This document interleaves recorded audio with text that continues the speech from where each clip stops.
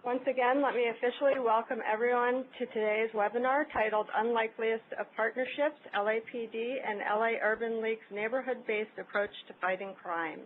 This webinar is sponsored by the Ash Center's Government Innovators Network and the Program in Criminal Justice Policy and Management. Today's moderator is Christopher Stone, Daniel and Florence Guggenheim Professor of the Practice of Criminal Justice, Harvard Kennedy School. Professor Stone will be starting us off today. Thank you, and welcome everyone. On behalf of my colleagues at the Ash Center and the Wiener Center at the Harvard Kennedy School, let me welcome you all to this webinar. And I hope over the next hour we'll have a chance to probe questions of police-community relations, partnerships, public and private partnerships, and the effects that these kinds of partnerships can have not just in Los Angeles, but in communities across the country and perhaps even around the world. We're very fortunate today to have two terrific panelists who will be opening the webinar over the next few minutes. Blair Taylor is President and CEO of the Los Angeles Urban League and has been in that role since 2005. He has a terrific and long distinguished career that spans the private sector, the nonprofit sector, and public sector work. Organizations ranging from IBM, the College Summit, a run for Congress, the LA City Council, all before taking over the leadership of the Urban League in LA. Chief Charlie Beck of the Los Angeles Police Department is also with us. Chief Beck heads the third largest police department in the United States. He is the 56th chief of that department, appointed in November 2009. He's been with the LAPD since March of 1977 and is well known in the city as a reformer from within the department, having held just about every rank within the department, worked across its functions, in charge of a lot of the reform program under his predecessor, William Bratton, and now leading that organization. He's also the first chief, I believe, of the LAPD who served during his career as what Los Angeles refers to as a senior lead officer. That's the key role, one of many roles, but the key role in Los Angeles is community policing strategy, an important element of the partnership we'll hear about today. So I think that it's safe to say that police organizations are across the United States are responsible for managing a lot of complicated issues. They've got to manage crime and the fear of crime. They have to manage public order and safety. They have to protect people's legal, constitutional rights, and they have to attend to police-community relations. Trust and confidence of the public in the police is part of any police department's core mission. Managing all these elements is extremely complicated and fraught, and nowhere has the difficulty been more in evidence across the United States in recent decades than in Los Angeles. Police community relations in LA have been a subject of national attention over the last several decades, particularly the relations between the police department and Los Angeles' African-American community. And that's probably why we have such a high number of you participating in this webinar today, because this partnership between the LAPD and the Urban League is a countersign, a sign of how much has changed in LA, of the extraordinary efforts that have been made to make this partnership work, and a sign, I think, for all of us of what strong leadership, good ideas, and cooperation can accomplish. So we're going to begin with presentations from Blair Taylor and then from Chief Beck, and then we'll open it up to your questions. Blair. Good morning, everyone, and Professor Stone, thank you so much to you and the Kennedy School at Harvard, not just for putting this event together, but for all that you do in fostering and facilitating discussions around issues that matter in this country, and this is one of them, and I just want to take a moment to thank you for your leadership. I also want to thank my friend Chief Beck, who is on the line, who has been an unbelievable partner, not just for the Urban League, but for the community throughout his career, and was involved in this project from the very, very early stages, from the inception of this project, before he was promoted to the position of police chief, something that this city is very, very excited about. And so thank you, Chief Beck, for taking some time from your schedule to talk about this topic today as well. I want to start with just a quick story, and I think the story helps dimensionalize the significance of the partnership that we're talking about today. I happen to be a panelist. I was actually a moderator at a discussion at the Independent Sector Conference several years ago when it was hosted out here in Los Angeles. And for those of you who don't know, the IS Conference is an annual event, a gathering of nonprofit leaders from all across the country to talk about issues that are important to that sector.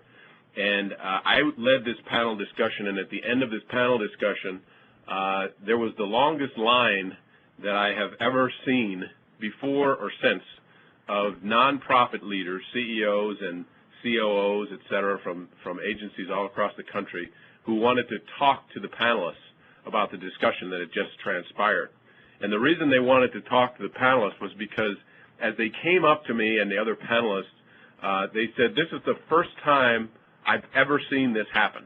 I've never seen this kind of discussion before in all my years in the nonprofit sector. And what had happened on the panel, quite simply, was it was a panel discussion with me as the head of a CEO of a nonprofit agency, leading a dialogue with then Chief of Police, Chief William Bratton, and the Los Angeles Unified School District Superintendent at that time, who were talking about how do we make the zones around our schools safer, and how do we coordinate the LAPD with our schools.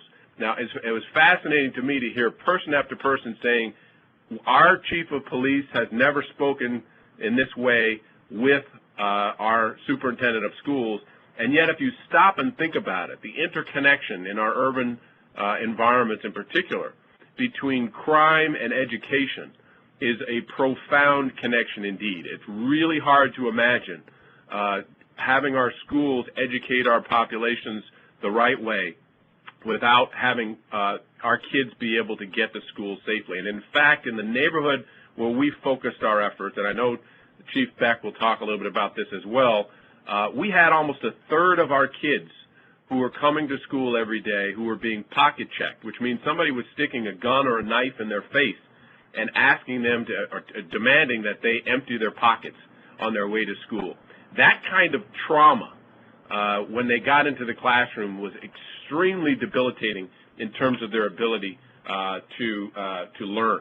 So we feel that there's an integral connection between crime, particularly violent crime, and especially crime perpetrated against students, and education and learning. And so that backdrop to me really sort of typifies why this partnership is so exciting in the minds of many. If you can go to the first slide, please, for me. And I'm going to be relatively quick and brief here so that we can get to Chief Bratton and your comments. I just want to frame for you quickly our model. And I'm not here to say this is the right model. I'm here to say this is a model. It's a model for reforming neighborhoods and communities. Safety is a key element of it, but so are other levers. And what this model basically says, and many of you have heard of holistic reform models or systemic change models, and that's all this is. It says if you really want a community to change, you've got to pull 5 levers at the same time. The problem is organizations like ours were going into communities and thinking that we could do just one lever. We could focus on jobs, or we could focus on education. And the reality of it is the interconnectivity between these disciplines actually stymied our progress. And so what this model says is if you want a community to change, you got to pull 5 levers at the same time. You have to do that in a geographically constrained area because it's impossible to do that across a whole city. And you have to surround that with some social systems and high expectations, changing the expectations for that community in terms of outcomes.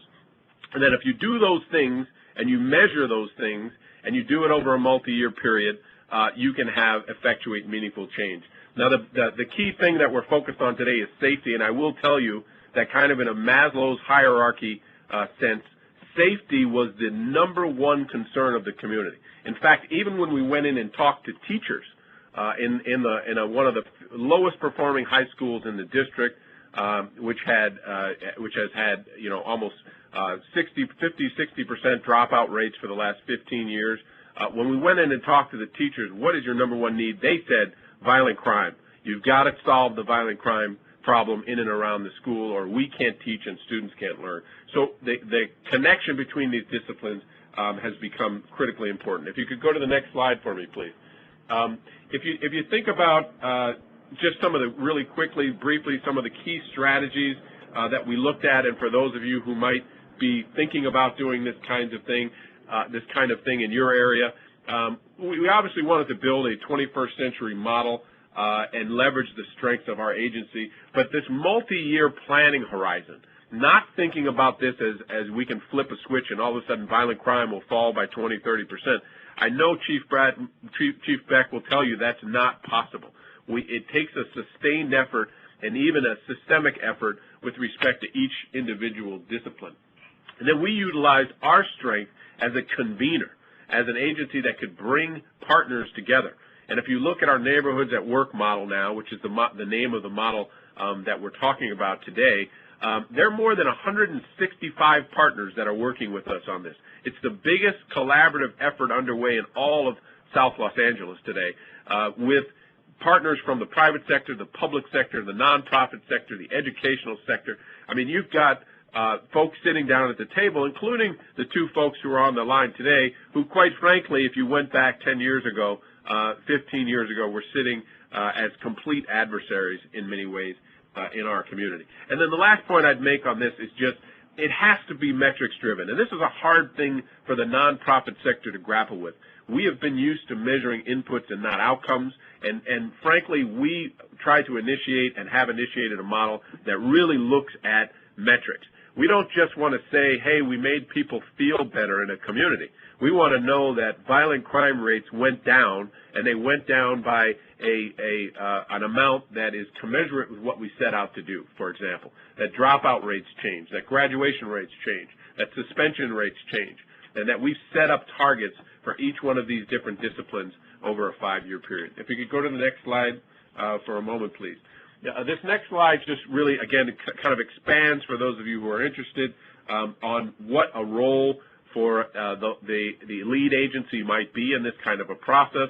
I think of us as sort of the fulcrum for this, not necessarily always in the lead, but really kind of the agency that's balancing all of these different partners who are collaborating with us, leveraging the best of breed programs that are out there. We're not trying to reinvent things. We're trying to bring the best solutions that we can, and many of those already exist across the United States for each discipline. So we're trying to bring those into effect and continuously improving and revisiting and going back to the community and ensuring that they have buy-in.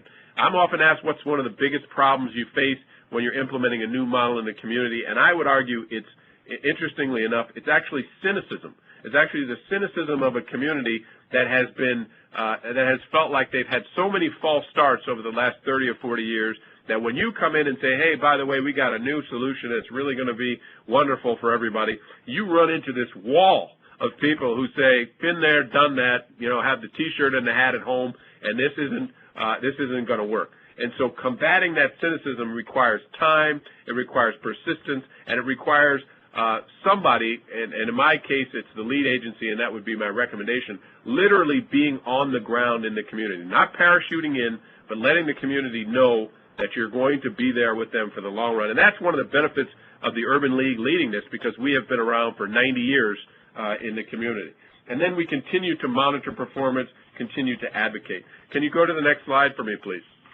This next slide just shows, as we get more specifically into the elements of crime and safety, this shows our neighborhood. It's a 70-block area surrounding Crenshaw High School. Crenshaw High School has historically been one of the worst performing high schools in the city. We are working on that. We have graduation rates that are up more than 50% in the last 3 years at the high school. But it's a long, long road to come back from that.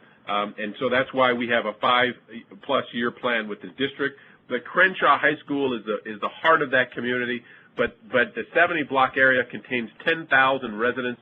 About 3,000 of them or so are under the age of 24, so we've got a lot of young people in that community. And we also have a lot of our assets in that community that are depicted on this map. High African American concentration, more than 65%, which is one of the reasons why we chose it.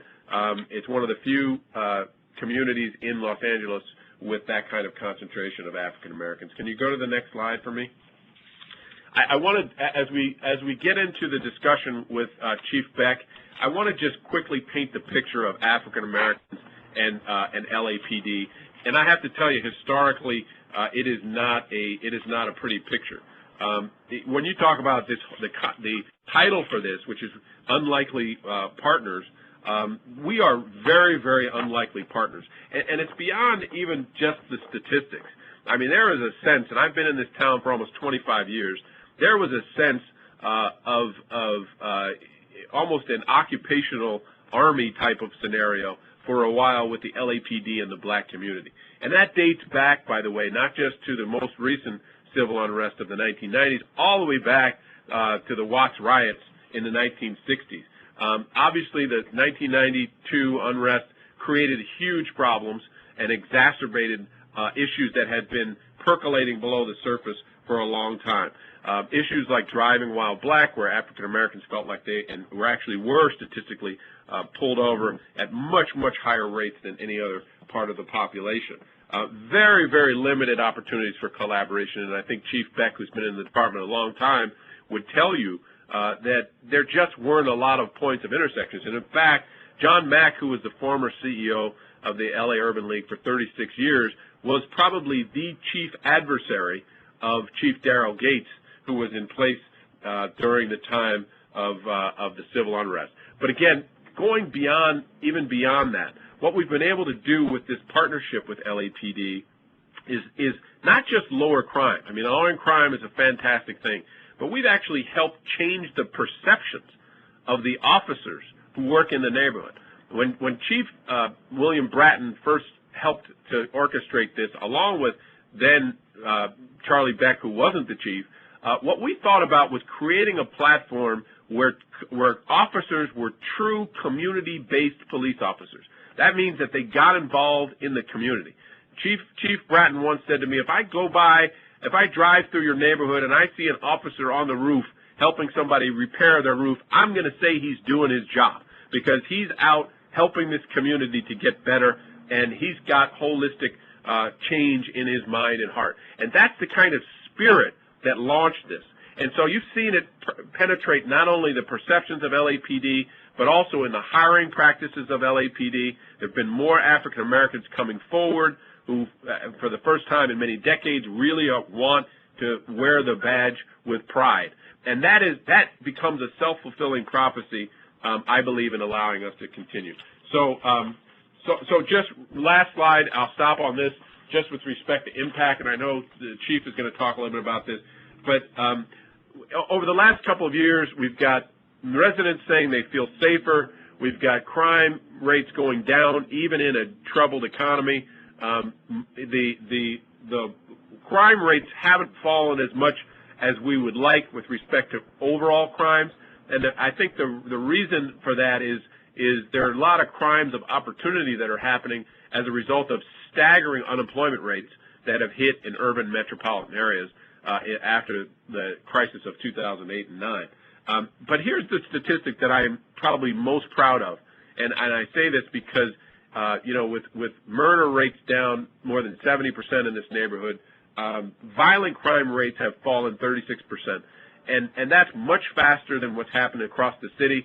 And that means people are not only alive today who wouldn't have been if we hadn't done this, but quite frankly, it also means people's quality of life is up. If you talk to the residents, they can go out from their homes now. They're engaged in the process of keeping their community safer. We've launched 22 new block clubs to work with LAPD, to work with the other authorities. We've got safe passage zones for students who are going to and from Crenshaw High School. We've asked residents to come out of their homes water their lawns, do the kinds of things that will keep an eye on kids when school is letting out and in.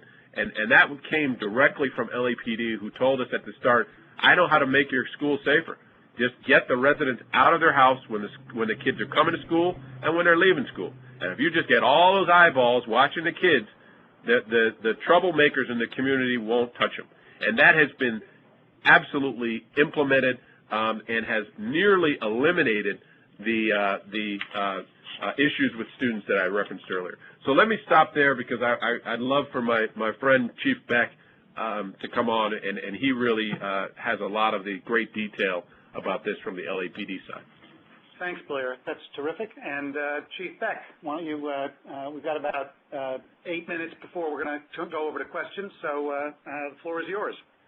Well, thank you very much, Professor, and thank you, Blair. That was a great synopsis of what we've been doing since about 2006 now, and I really, first of all, I have to say that I really appreciate the partnership of the Urban League and more importantly, the leadership that Blair brings to this and the focus. So, you know, Blair gave a lot of the detail that I think is important here, but I think there's a couple of things that I want to reemphasize, and then that I want to kind of frame for those that are listening for the takeaway pieces of what I think are the important parts of this program that could be replicated other places. First, I just want to reemphasize what Blair has said about the history of the Los Angeles Police Department, and I've been with the Los Angeles Police Department a long time. My dad was a Los Angeles police officer before me, and both my children are Los Angeles police officers. You know, I'm about as blue as you could possibly be. But I also recognize that this department did not work well or work at all with sections of the community in its past, and that's a tremendous failing. The power of what happened in the Neighborhoods at Work initiative comes from the collaboration. But it's not just finding somebody to collaborate with, because there are a lot of organizations that we could have selected. It's finding somebody who has a diverse view from your own, but then a similar goal, and that's exactly what happened with the Urban League and the LAPD. The Urban League, for those that are not familiar with the organization, is one of the primary civil rights organizations, especially in Los Angeles. And as Blair said, long history, 90 years, and their perspective of what makes a community better and the LAPD's perspective are often seen as direct opposites. But when you come together, when Blair Taylor says folks need to come out and water their lawns during ingress and egress times of school, and Charlie Beck says the same thing, people go, well, this must be a good idea. I'm hearing it from both sides of the argument, and so that's the strength. It's not just partnerships; it's getting the right partner, the partner that complements you in a way that makes people believe the message. And so that's a really important takeaway here. And you know, the Urban League is a great example of this, but we've been lucky enough in Los Angeles to find other folks that have similarly traditionally been seen as our opposites that we can collaborate with, and the ACLU is one of them. Advancement Project is another. There's multiple examples. So I think that's an important takeaway especially for police executives that are listening to this, is find those who are the most different from you, that have a similar objective. Now, they're not going to have a similar viewpoint, they have a similar objective, and then partner with them. And that's been one of the huge strengths. And both sides of the argument gain credibility when that happens. So that's really important. And then the other piece that I think that Blair talked about that I want to reemphasize is this total solutions idea. The fact that one of the great drawbacks of crime fighting in the early parts of my career is that the police department saw it as their sole responsibility.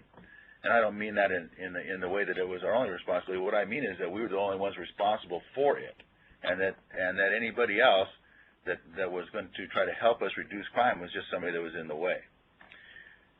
And that's not true at all. the reality is that if you bring all of the factors in, and Blair talked about his levers, and he was exactly right on with those.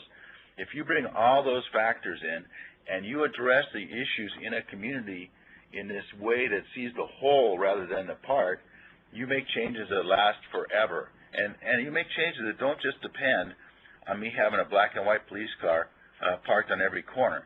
You know, I can change a neighborhood in that way very briefly at a very, very high cost to government, but that does not change a neighborhood at its core. What changes a neighborhood at its core is businesses succeeding, schools and students succeeding, you know, crime going down through the efforts of the police through collaboration, you know, the general health of the neighborhood, the physical health improving. All these things are really important, and that's the concept that partnering with the Urban League has brought to this. You know, just a little bit about the area there, because I think that's really important. We've had health fairs in that neighborhood. We've had job creation in that neighborhood, even though it's been a very, very difficult time for that because of the economy. Crenshaw High has opened its doors not only to the Los Angeles Police Department but to the Urban League in building after-school programs. We've worked at keeping the parks open until midnight during the summer in multiple parks in that neighborhood.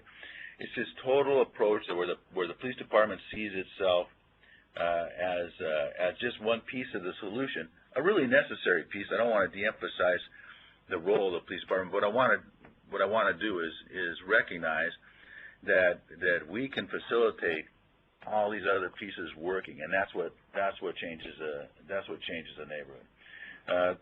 Those are the important takeaways, I think. I would like to also mention a little bit specifically about this neighborhood, just so people kind of get the feel of it. It's a South Los Angeles neighborhood. It is largely African American. It's about, for those of you that are not overly familiar with the city, it's several miles from the USC campus. It is an area of residential that is largely residential, although it has some business on its periphery. It is also a neighborhood that has had extreme problems with gang violence, and as a matter of fact, you know, is one of the higher concentrations of gang affiliation and gang violence in the city. So it wasn't chosen because it was an easy neighborhood. It was chosen because it was a tough neighborhood, and because it was one that had tremendous potential. And when Blair and I originally talked about this, I was the bureau chief in that region of the city at the time that this started. When Blair and I originally talked about it, one of the things that we both recognized was the potential in this neighborhood.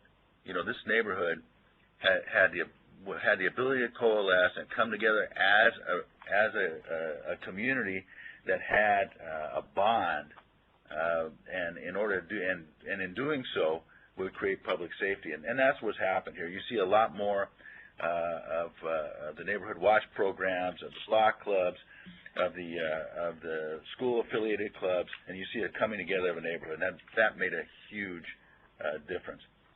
Just one of the pieces that I'll throw in for people that are thinking about replicating this program is when we picked this area, we picked it because it made sense at a community level. In other words, it was a community that we believed could coalesce around Crenshaw High School and define itself relative to that. We had to actually split police boundaries to do this from two divisions. You know, normally police department wouldn't do that because it's harder for us to track and harder for us to detail officers. But we decided that it was much more important that the community remain intact than just the police services remain intact. And then just a little bit about nuts and bolts. This involved a contribution from the police department of about 14 officers who've been detailed to this thing full time to become community officers. That's not any more or less than would normally be in this neighborhood. You know, it was something that we dedicated so that we would have the same cops, so they would build relationships, and so they would do what Blair talked about. So they would look at themselves as problem solvers rather than problem responders, which is a huge piece of this. You know, you got to deal with the root causes of these issues. And Professor Stone, I have used up 8 minutes, so I'm going to give it back to you. Thanks, Chief, and thanks to you both. And please use the Q&A tool. Those of you listening to this and watching it, please use the Q&A tool and post your questions now. I'll be going through those questions and putting them to Chief Beck and Blair Taylor. We won't be identifying individual questioners by name, but we will put your questions to them. And while that's, let me just start with one of them. We have one question about how you overcome the public resistance to even report crimes in the first place. Notice that when you have this kind of history between communities and a community and police department where there's distrust or been a lack of engagement in the way that Chief Beck you were talking about, and even the crime numbers don't really mean much because people aren't reporting, people are intimidated, they're scared of gangs, or they're just not trustful of the department. How do you turn that report? Did you turn the reporting around, and how does that happen? Is there a tipping point here? How do you get the reports of the crime that's even happening to start coming in? Well, you know, this is Charlie, and I'll answer that because it's specific to my function. You know, a lot of it is about this collaboration. You know, one of the things that you gain from picking diverse partners is the credibility of those partners. In other words, you know, the Urban League is well known in this neighborhood. Their offices are contiguous with this neighborhood. They have been a constant presence there. So when residents see the Urban League and the Los Angeles Police Department as allies in this, then you gain the credibility from each other, and so you gain that in the community. Then, of course, there's a bunch of other pieces. One, having consistent police officers, in other words, the same police officers in a neighborhood. You build relationships. You're not seen as an outsider. You're somebody that is much more likely to get talked to. The relationship with the school, you know, that's huge. You know, that builds familiarity. Familiarity is the key here. You know, one of the, you know, and there is an underreporting of crime, but I have to, you know, to bring up that some crimes always get reported. Homicides, shootings involving hospitalization, car thefts, those are things that are almost always reported or tracked and can be tracked consistently. And all of those crimes are down also. As a matter of fact, homicides, as Blair talked, in that region of the city are down almost 70% from the implementation of this program. And those are very difficult to hide. So you know, when you track crime, you look at it a bunch of different things. Yes, minor thefts don't get reported sometimes because of other issues, but some crimes always do. So we saw a reduction across the board and an increase in people's ability to come forward. So I think that it met all those. Can I just make a quick comment? This is Blair.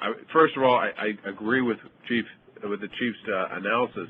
I would add that also just having the community get to know their officers so that there's a name and a face. You know, some of these officers graduated from Crenshaw High School who've been involved in this with us, and they have a heartfelt passion.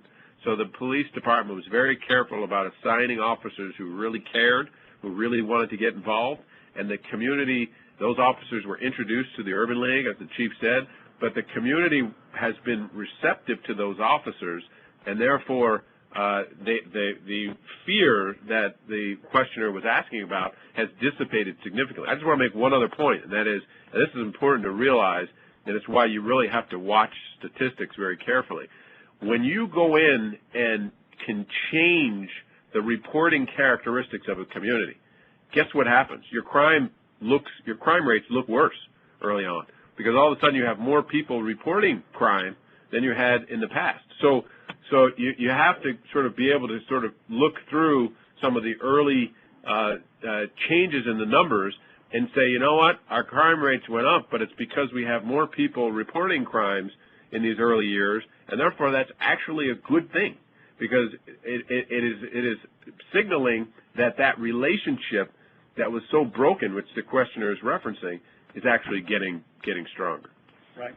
There are we have a lot of questions coming in now, so let me try and pull a few together. There are a lot of questions about the leadership, a theme you both emphasized. And I think people have heard and understood how both of you talked about the importance of the Urban League's leadership here and the leadership as partnership theme and the different perspective but same goal advice that Charlie, you gave. But the questions are coming in. You know, we've heard about, we know these kinds of multi-part projects to change a neighborhood, whether it's comprehensive community initiatives with foundation leadership, empowerment zones with government leadership, the Safer Cities Initiative with university or neutral conveners. There are lots of models out there, and people are noticing that this one that you're describing seems to have had a more catalytic effect. The leadership has been more effective than I think in a lot of those examples I just ticked through. And so the questions, we're getting a lot of questions here about what made this different. Why was to me it sounds like, and you should correct me, that the Urban League was not a neutral convener here. It's not like a foundation, it's not like government, and it's not like a university. This is a convener and a leader with an attitude, and it's precisely that attitude that Chief Beck found valuable in the balancing and the partnership with the LAPD.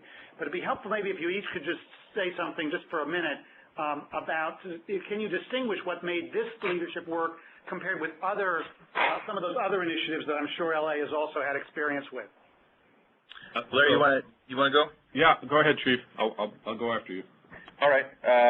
Well, I think it is the extreme nature of the diversity of the partnership that makes the difference, and also the fact that this is the neighborhood that the Urban League, and Blair can correct me if he doesn't think so. I mean, this is a neighborhood that the Urban League is extremely connected to. I mean, they have great credibility in this neighborhood. They're looked at as a true representative of especially the African American community in this neighborhood.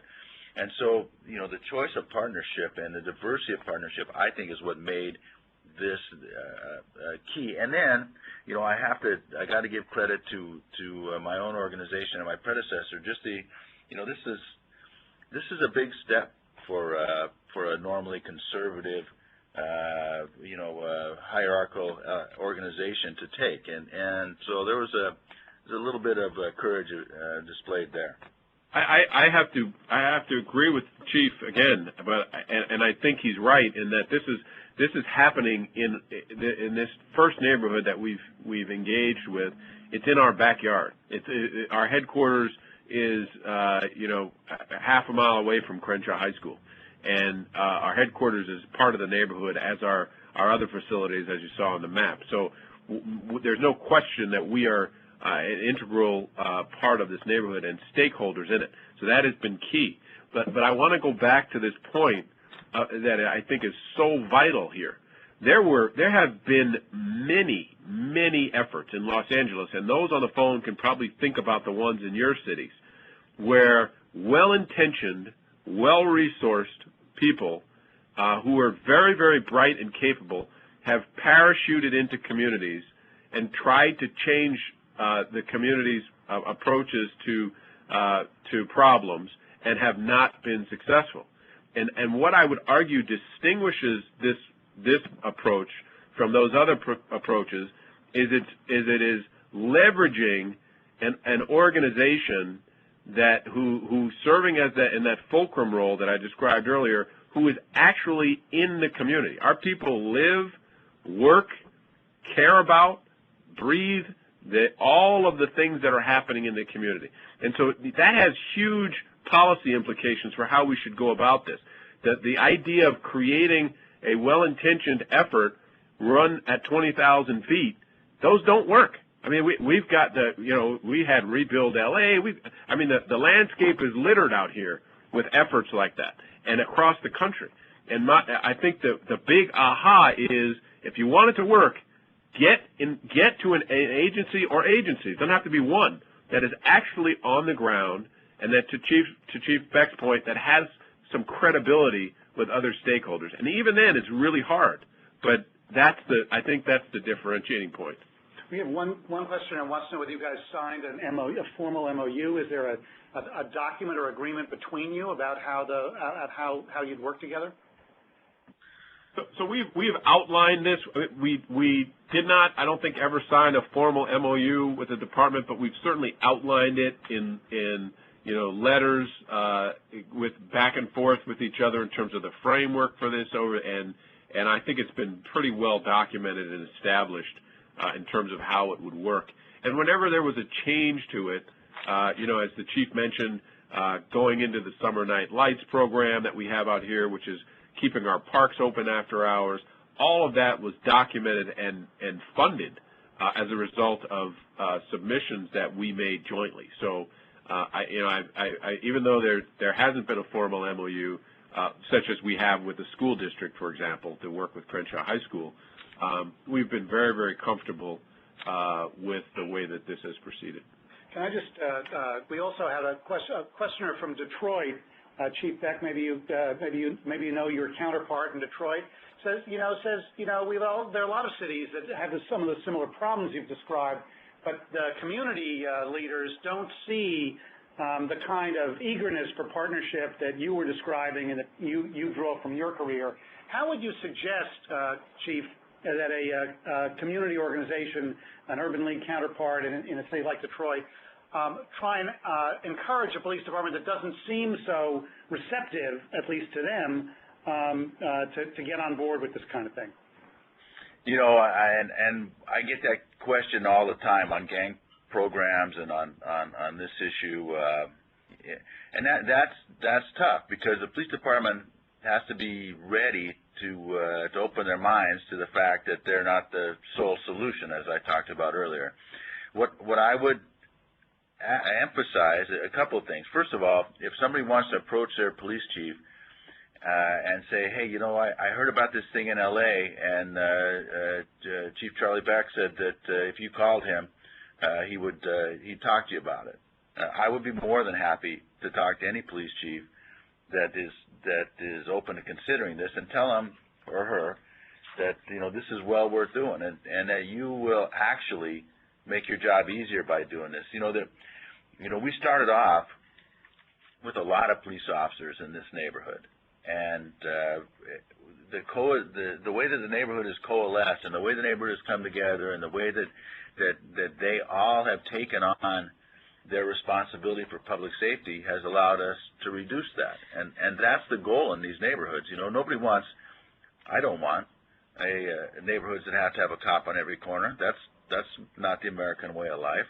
What we want is neighborhoods that have enough integrity within themselves, and by integrity, I'm not talking about character. I'm talking about the ability to co-relate and to work together. That they don't need constant law enforcement. And so, this is really in police chief's best interest, and I'd be glad to explain that to anybody that wants to talk about it. That's terrific. For all of you listening, you've got the chief's answer there. Tell your local chief to call Chief Beck, and he'll add his voice to yours. We have a couple of questions about some of the tools you've used in the partnership. You've talked a lot about metrics, and Blair, you talked about that right at the beginning. We have a question about whether you used a logic model or a theory of change or other things to chart how you were going to make a difference here. I just want to note that you both have been, you're clearly both very well versed in the current jargon that funders and foundations and government is asking from public and nonprofit organizations that want to make a difference. But at least I hear in both your stories that this was not a question of an innovative program or project so much as it was a determination to make a difference, a partnership, and then a lot of applying what was in some ways very well-known, well-understood strategies, but doing them together in a way that made a bigger difference. But maybe you could talk to this question about how much was improvisation within a strong partnership toward a clear goal, and how much was set out in a logic model or a theory of change or another project plan. So let me take a quick swing at that one. This was not we didn't get to this place by pure serendipity. I mean, there was a lot of planning. In fact, the first year that I came into the Urban League, I started in the end of 2005. It took a year of planning before we were ready to even talk to the community in detail about what we were going to do. Now, we were involving them in the process of discussion throughout that time, but formulating the logic model, as you've described, and the theory of change took really about 12 months. We worked with a group called Bridgespan, who many of the callers may know, had done some work with Jeff Canada and Harlem Children's Zone, has been at the leading edge of this kind of work across the country, although at the time in 2005, that was a very, very limited amount of work that had been done across the country. And our model was a little bit different from Jeff's model, who Jeff Canada is somebody I admire greatly. But his plan was to bring most of the services in-house into the Harlem Children's Zone, whereas our model, which I think has maybe the benefit of being cost-effective, was to leverage the strength of our partners, and we would serve as providing some direct services, which we do, but also as really the convener and the coordinator for focusing those services intensely upon the community and trying to raise the resources so that those folks who were experts in the individual areas could bring those forces to bear. So we never wanted to be the LAPD. We early on we said we're not safety experts. You're safety experts. We're community experts. Let's figure out how to leverage our community expertise and credibility with your safety knowledge and expertise to build something that works. But there was a long process in building that in that logic model. And I would just encourage, again, anybody who's interested in this work, spend significant amounts of time with the community, understanding what the needs of the community are and the prioritization. As I said, for our community, violent crime was way at the top. For another community, it could be another one of those disciplines is at the top. And then spend a significant amount of time, which we did, shaping the partnerships that are necessary for success. Let me add just a little bit to that. Blair talked about the methods, and I'll talk about the metrics. Performance metrics have been a key piece of the Los Angeles Police Department since Bill Braden became chief here, and I used to run CompStat for him when I was chief of detectives, and that's the performance metric that we use. The eight Part 1 crimes, and then we have 11 different gang crimes that we measure, and then on top of that, all the different performance indicators that fall underneath those.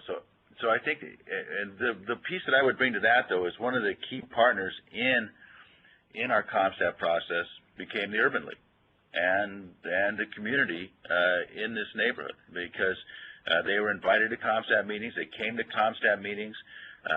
They got to ask questions at CompStat meetings. They became involved in the metrics of measurement that we use, and because of that, got to hear the strategies that we typically use and that we modify to work in these neighborhoods. So, I think that having metrics is important. And obviously, I believe in that, but I think the involvement of the stakeholders in the discussion of the results are huge also, and we did that. Let me ask, there are a couple of questions that go to the let's ask about the stuff that may not have worked so well. Let's make sure we don't just sort of pitch this as the best thing that could possibly happen. We have one question about what do you do about the deep cynicism and distrust, particularly about young men of color who may not be as persuaded as others about the successes here. And the second question about metrics, particularly on the jobs issue. In this economy, in these times, do you have metrics on the jobs? And well, you both talked about a focus on jobs, but what have been the results there? So the issues about are there skeptics in the community who you just haven't reached yet, particularly talking about youth, and are there and what are some of the hard numbers on jobs? Maybe Blair, you could talk about the jobs, and I'll hit the youth aspect of it, the skeptics aspect. And yes, there are skeptics. This is a neighborhood that is very vibrant, and there are skeptics. But I meet with those skeptics, or my counterparts and members of our team with the Urban League meet with those skeptics, and we spend a lot of time with them. There's the Urban Roundtable in the neighborhood. There are a number of some of our more radicalized gangs, and we spend time with them. And so you're always going to have skeptics, but the key in my view is not to ignore them, is to give them the information that you give everybody else, and give them an opportunity to voice their reasons for skepticism, and then try to address those. But through doing that, you will turn a few, maybe not all, because that's not the nature of any of us, but you'll turn a few, and I'll let Blair talk about the job. Yeah, I would just add real quickly, part of this is you've got to be there for the long term. The skeptics arise, and you got to expect it, and you have to expect that progress on these kinds of initiatives is not always linear. I mean, it doesn't necessarily, over a 5-year period, you don't necessarily make, leaping gains every year. And you will have forces that arise against you, both in the schools and in the community and across the spectrum. So you have to be in it for the long term. Let me just say this about the job scenario. When we started this process, we had about a 22% unemployment rate in this neighborhood. That rate jumped to more than 35% after the economic downturn of 08, 09, and even into 2010. That is 50% higher unemployment rates than the United States suffered under the Great Depression. I'm just going to flat out tell you the situation in our urban population centers is so much worse than most people know that it's just alarming to me, the kinds of discussions that we're having nationally that aren't even talking about this in the context of how critical it is to the nation and to our cities.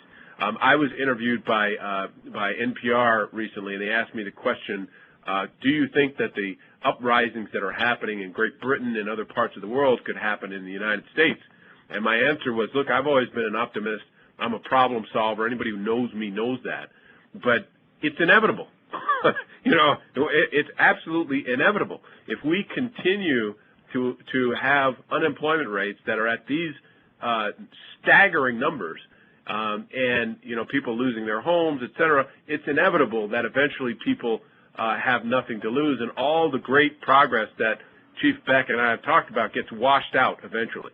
So what have we done? We've trained hundreds and hundreds of people in the community, put them through entrepreneurial training, an entrepreneurial institute that we launched, because if you can't get a job in corporate America or in the traditional sectors, maybe you can start a business. So we've launched dozens and dozens of new businesses and put hundreds of people through that kind of training. We've launched a customer service institute to help people with soft skills training, the kind of thing that allows that people lose their job most often about is soft skills, and we've tried to reinforce that kind of training. We've engaged. We're one of the largest workforce developers in all of LA County, and we've engaged our own services, providing direct services and placement to people in this neighborhood on a very intensified fashion.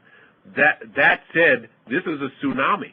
I mean, and we've implemented this program and made significant gains in things like education and safety, et cetera, in one of the worst economic climates, certainly in my lifetime, arguably in modern history in the country.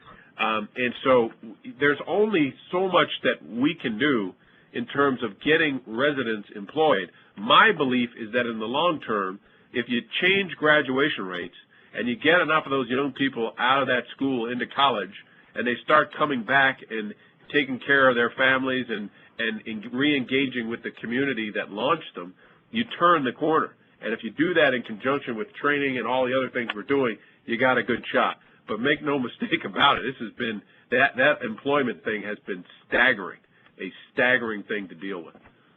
Thank you. Let's, for those of you on this call or watching it on the internet, it's now 2 o'clock. We're going to go probably for another 5 minutes here, just to give some wrap-up comments, and then we'll be done. But I do as far as part of maybe your final thoughts, gentlemen, this is where some of the group is on questions about probably the main lesson you both were talking about, the importance of partnership and collaboration here.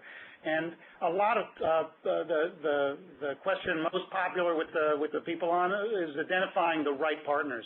And there were a series of questions about how did you decide who to bring into this collaboration? 165 partners is a lot. What were the real roles, some of the major roles of some of the other nonprofits? How did you choose who got in, who didn't? Maybe some final thoughts on that question and any other thing on your mind, and then we'll wrap it up. Yeah, I would just say, you know, again, look for the best of breed. Look for the folks who are experts in a given field or have a program that is prominent. So at a high school level, for example, in education, that's programs like Avid that have just had resoundingly positive results in schools. If you go into the health community, we went to Cedars-Sinai and we said we want to partner with you on changing health outcomes in our community. And we launched a whole initiative on smart shopping, just enforcing grocery stores in the community to carry more vegetables and fresh fruits. And we did that with and there's an article that was in the LA Times about that a month or so ago in partnership with Cedars, and then bringing health services door to door and trying to get folks back into the mode of thinking about your health and monitoring your health and trying to change obesity rates, which is a long-term approach.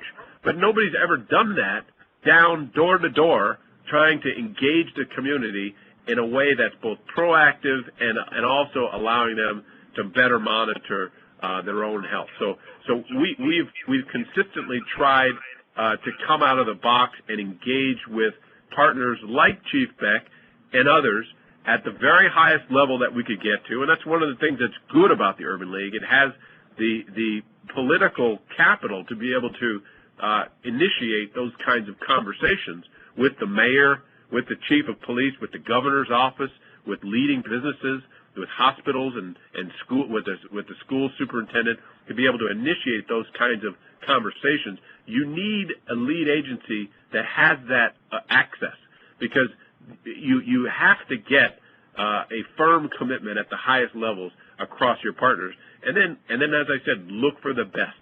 Don't settle for partners who haven't established a proven track record. Not that they can't have a role, but you just don't want to bet your educational or health efforts on someone who hasn't been established. They can have a much more peripheral role. You can get them involved. We have established collaboratives for each discipline. We have a health collaborative. We have a safety collaborative. We have an educational collaborative. We're a whole litany of partners from that discipline get together once every month or two and talk about the issues, talk about where we are. Anybody can participate in that. But when you talk about really singling out who's going to be leading an effort or co-owning the metrics with you, which is what Chief Bratton does with us, Chief Beck does with us on safety. When somebody co-owns the metrics with you, they've got to be top of their field. And the only thing I would add, because Blair's obviously exactly right on that, is that when for this kind of partnership from a police department's perspective, you know, first you look for capacity. You know, the Urban League has tremendous capacity. They have the folks that work with the Urban League, the employees, so to speak. They're incredible, and they're very connected to the community. So capacity is huge, and then you look for passion. You know, I'm obviously passionate about community change, and the Urban League is, and so you find capacity, you find passion, you know, and then again, and I've said it about 4 times, I'll say it one more time, somebody that's as different from you as possible, you know, because police departments, for right or wrong, for whatever reason, are seen as the far right of the spectrum within a community, you know, and you want somebody that is your opposite. In the same kind of ways, you know, that you look for that in a marriage. You want somebody that complements you by their diversity. All right. Well, listen, Blair Taylor, Charlie Beck, thank you both very much, and thank you particularly not only for those high-level lessons, and I think putting them in really concrete, powerful ways, the partnership in leadership, the different perspective but the same goal, the multiple strategy, all 5 levers at once. the importance of the lead agency and the partnership. I think you made some powerful points there, but also some of the detail you've talked about. The entrepreneurship focus in a tough job market. Tough is probably an understatement. The ideas about customer service training, even dealing as part of this initiative. And for Chief Beck, your talks about not just the overall ambition, the staffing of this, but also being willing to split boundaries, make those kind of changes that sometimes big organizations find so difficult because it's the right thing to do for the neighborhood. Thanks very much. Thanks to all of you who've been with us. Thank you for your questions. And please remember, there'll be a recording of this webinar available on the website, which you can come back to or refer your colleagues to. Thank you all very much. We're adjourned. Thank you.